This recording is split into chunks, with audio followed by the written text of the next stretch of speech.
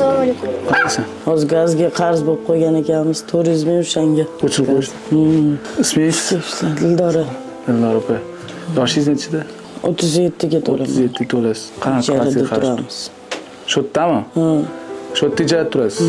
Necha pul to'laysiz oyiga? $100 svetka, gazga. O'zingizlar qayerdansizlar? O'zim yangi yo'ldanman. 3 ta farzandingiz bormi? 4 ta. 4 ta. Maktabga nechtasi boradi? 2 ta katta qizim.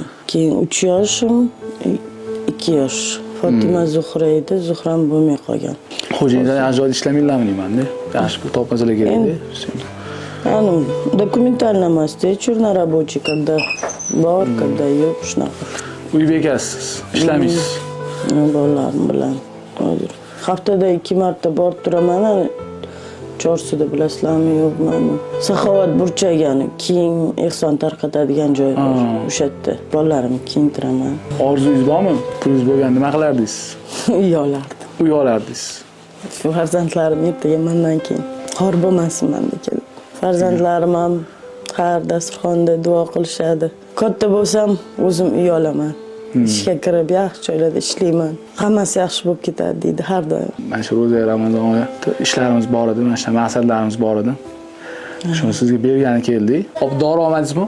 Hali? Yo'q, o'sha kuni bolalarga dori oldim. Apteka qayerda o'zi? Yaqin atrofdan? Ha, Binokorda bor apteka. Binokorda bor. Keyin gazdan qancha qarzim bor deyotdingiz? O, gazdan ko'p qarz. Qancha? 400 ming. 400 mingmi? Mana qilamiz. Men bu dori bilan gazingizni yopasiz. Bu yetadi menimcha. Hozir kartoj tushadi kashlogingizga. Uni o'z maqsadingizga endi ishlatasiz, shu farzandlaringizga. Oh, ana. Opajonim, mana shu summa sizga to'lovda ishlatasiz.